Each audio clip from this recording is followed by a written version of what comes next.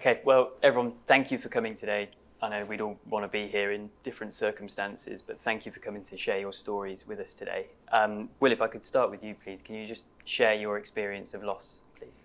Yeah, so when I was 13, I lost my granddad Tom to suicide, and then 14 months later, I lost my other granddad Hal, also to suicide. So my family, we lost both granddads within a very short space of time.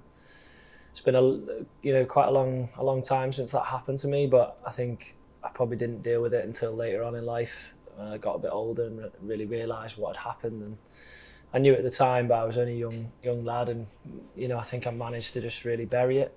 And then as the years have gone on, I think I've probably got better at dealing with it from talking about it in scenarios like this. Thank you. For you, Luke, have you found similar as you go through the journey of grief and what happened to you? Yeah, absolutely. I mean, Joey, it was 2.5 years ago that he took his own life. It's had an impact on all our lives, friends, family, everyone. It's been really difficult to deal with, and have I spoke about it as much as I probably should have done? No. But that's still something that I'm still dealing with. But yeah, it was devastating, still is, and it's changed our lives forever. And for you, Sharon, obviously you're at a different level of the journey at the moment. Can you talk about how you're finding things currently? Yeah, my son Jack, it's obviously still raw. It's not even 3 weeks. I don't know how I'm coping. I think just waking up in the morning is how I'm dealing with it at the minute. There's mixed emotions, but there's no emotion. There's no anger, no upset, but there's lots of anger, lots of upset. So it is trying to sieve it out into where it's got to be. And I know long term I'm going to need more help for myself as well as my family. So it's a very raw process still for us in general. Andrew, from a mental health charity point of view, when you hear about those different journeys and experiences through grief, do you find that a lot when you find people coming to you with their stories, and equally when they talk about support and wanting to talk to someone, what's out there for them? I think it's really common for people to respond in different ways and to not know how they'll feel when, and they may have heard from someone who's been through something similar and have expectations. And Luke, you talked about how you should have done, but really, just getting through it, I think, as Sharon said, is the important thing. I think from working for a mental health charity, what we feel we're there to do is to make sure we try and let people know what is there, so that when the time feels right to try and do something and seek some support, that people can get hold of that support as easily as possible. Sometimes it's difficult to navigate what's out there. There's a lot, but what's the right thing for the right person at the right time? And that's both for someone who might need help for themselves or for someone who's been through something, as the guys here have discussed today.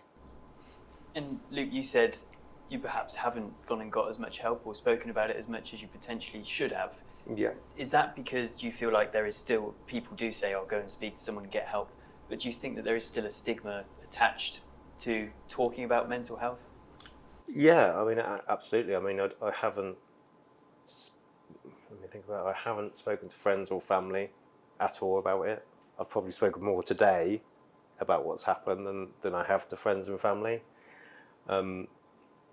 My wife did insist on some counselling for me in the early time. That took 6 to 8 months to get some help. I was a bit, dubious about it, but I wasn't comfortable speaking to people I knew, and I think they weren't comfortable speaking to me. But speaking to a stranger helped massively, just to let some thoughts out. And for you, Will, is that similar? Have you spoken a lot about your experiences, or? Yeah, similar to Luke, really. I think I didn't, not really consciously, but as a kid, what do you say? You know, our family spoke about it, but it's so complex and there was no help there. You know, as far as, I think the big thing here for me is suicide is still seen as a taboo, so no one wants to talk about it. And mental health and suicide are so interlinked, but suicide is the accumulation of really, you know, poor, low mental health. So I think the two play together, but for suicide, I think we need to talk about people who have lost loved ones to suicide. It's a completely different grief. It needs more help because there's so many questions. You know, we have questions that will never be answered as a family. We're not expecting them to be answered. But with, you know, a natural death, you know, the answers are in the pathologist's report or whatever. Whereas with a suicide, you always look at what could we have done, you know, could we have stepped in at this point, that point, what if they'd have just spoke to us, which is in my situation. You know, if they'd have just come out and said how they're feeling, we could have channeled them to the support. And same with speaking to people that you're close to. I find that hardest. I don't necessarily speak to my wife about it, but I can speak in situations like this a bit easier in a strange way. And with people who have shared experience, I wish I wasn't here. I wish I didn't do the Baton of Hope walk last year, but I did. And I actually felt it improved, you know, my mental health on the situation. And also speaking to people who've been through the same thing, I think only us understand properly what it's like to lose someone to suicide. So what my advice would be for people who are going through it or have been through it is to speak to charities that, for SOBS, for example, that is for bereaved by suicide, because it's very different. And I feel like you understand each other better. Thank you. Sharon, obviously I saw you. Absolutely. I'm 100% what you're saying there. My eldest son passed away 8 years ago and that was a car accident. And it is a completely different situation with Jack.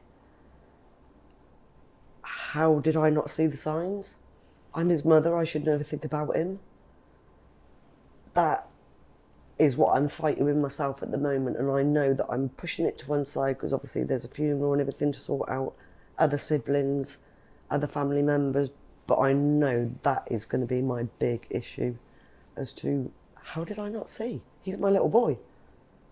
There must have been signs. I could have stopped it, I could protect him.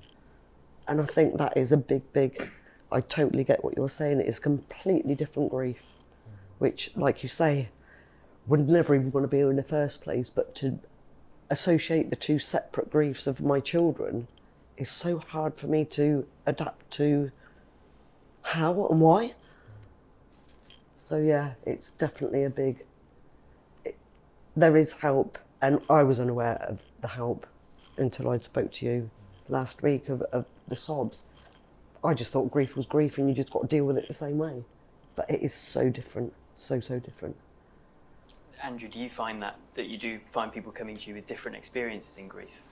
Absolutely, and I think that what Will and Sharon have both spoken about in terms of, you know, I as someone who works for a mental health charity can't necessarily say that, you know, I haven't been through the same experience of you, but as Luke said, maybe it's about just having some space to talk about that, or us being able to kind of, you know, help people understand what is out there if they're not already aware. And then sometimes that is the best thing in terms of speaking to people who have been through the same thing, who have had the same questions for themselves and the same feelings of guilt, even though I could say to you shouldn't feel guilty, but speaking to someone who's been through that and has experienced the same thing is probably going to do much more for you than me saying that to you. So I think everyone is individual, everyone will have their own experiences, but I think knowing and I guess listening to those people around you, if they're saying maybe now is the time to get some help and seek it, and Luke shared that as well in terms of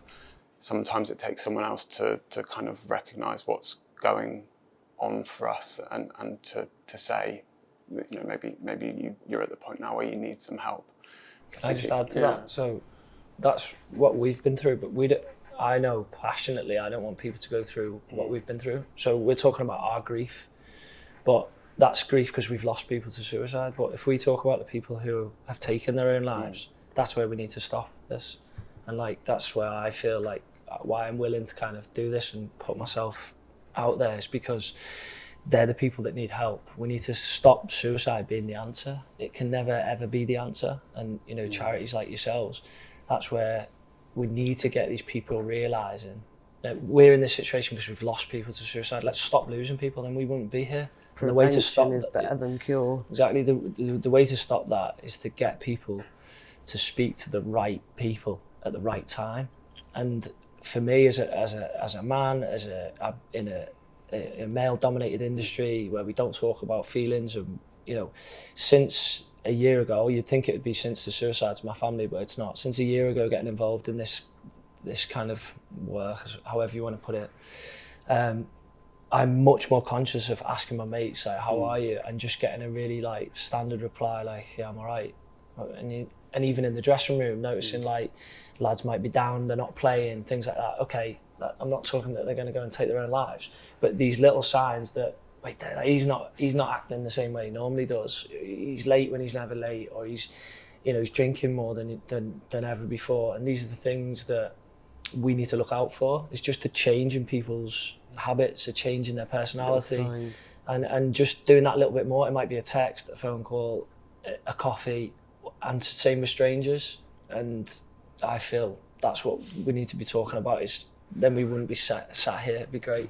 And I think it's chipping away at that, isn't it? You know, it's asking again. It's keeping doing that. Yeah. And if lots of people do that, if everyone does that, then that provides that greater opportunity for someone to not just say, "Oh, I'm fine," which is, you know, which I'm sure everyone's done. It's that kind of culture change, and it's larger. And even if that means then that someone does feel more comfortable talking to a stranger, so they're encouraged to go and do that, or if they do feel able to speak to someone they know, if that's a colleague or a family member. It's different for everyone. Some people want to talk to someone they know, some people want to talk to someone that they don't have to talk to and see the next morning. So I think it is that big cultural, societal change of talking, and you know, we're right to focus on men because it does affect men more. It's not just men, but if we're talking about who's concerned today, that's men, and men are less likely maybe to accept help sometimes. I think being brave enough to say in the message, "You don't seem yourself, like, is everything okay?" Not just like, "You're all right," get a reply. And then like I've tried to deal with things the way I feel. So, you know, I spoke to you last week. I was almost not going to come and speak to you because I just didn't even know where to start. And I thought, I've got to.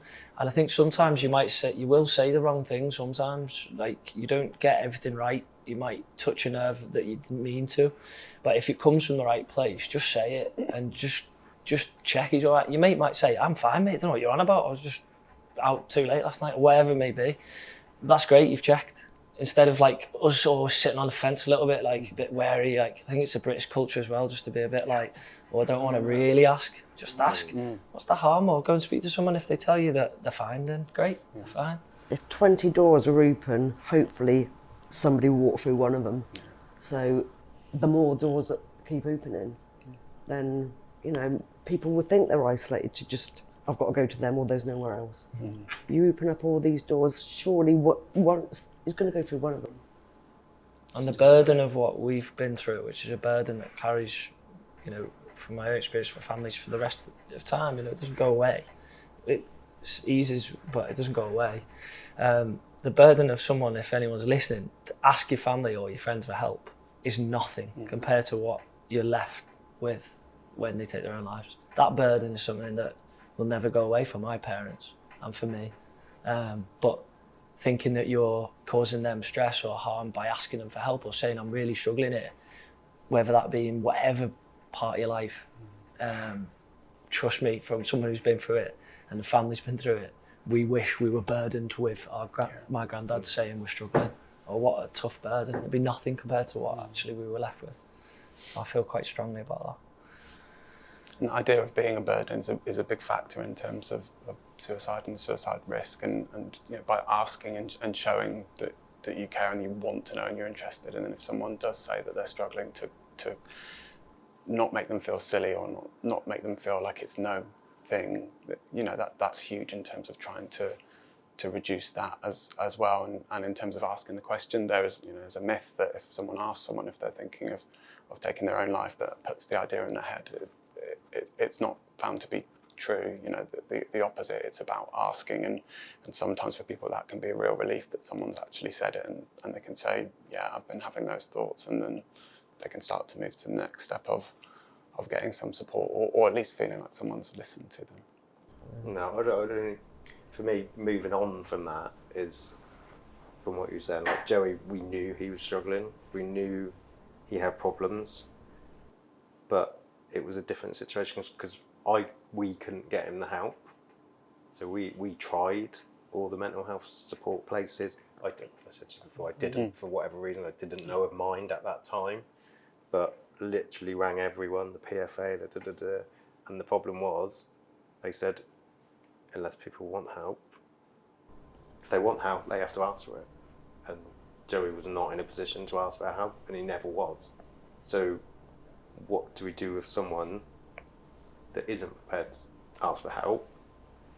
Do we just forget about them? Or if they're not asking for help, we don't give them help? So that's just a different perspective, as I don't know, it's a different channel to go down, as how do you get that person help if he isn't prepared to talk to anyone, he isn't prepared to do anything, and he's going down a difficult path, but the doors were just closed. So it's just a different situation, a different perspective of, okay, talk and stuff like that, but if that person doesn't want to talk, what How do we do you do? get them to Yeah, the person what rather do than you the do? person to them? Yeah, I was trying to get a person to Joey. Yep. Counsellors, someone to say, if they come in the house with me and he just sat and he might have, he would open up. If you put him in that situation, he would have opened up. I'm confident he would have spoke, but could not get him anyone to give the authority for it. No. Well, there's still so much work to be done, isn't there? That's Yeah. why we need to do this, because that situation, people hear that, It's key. and there needs to be something put in place. Yeah. Suicide numbers are stagnated, and now they're going up apparently this year. I've just had a text yesterday. So clearly there needs to be more work done, and there's a scenario Perfect, where example. there needs more help, And however that comes around. Yeah, because you speak to the doctors, you speak to the mental health. Oh, we can't talk to you anyway. We'll ring him, but then we can't tell you what we said anyway. So you don't know if that phone call had any impact. You don't know what came of it. So it's just it just seems like a big black hole that you just fall through the cracks. But I think by you raising that and doing what you're doing, that starts to help with that, and that is a bigger question and a bigger challenge to try and meet. And it sounds like what you're in is like an impossible situation, and you tried and you did what you could, and therefore what's available and how it's accessed and how people involve people's families when they're seeking help, and that's what needs to change. And there's great stretch and pressure on all kinds of support services, mental health. Otherwise, suicide is often about mental health. It's also about lots of other things as well. But I think you're speaking today and trying to raise that awareness and say, well, listen, this is where people aren't getting that help. For someone who's more receptive, it's different. That's an amazing start. It probably doesn't feel like that for you, given what you've been through, but it can potentially do something if we get some momentum behind it. Hopefully so. Okay. Thank you very much, everyone, for taking the time to speak to us today. As you say, no one wanted to be here, so thank you for being here anyway.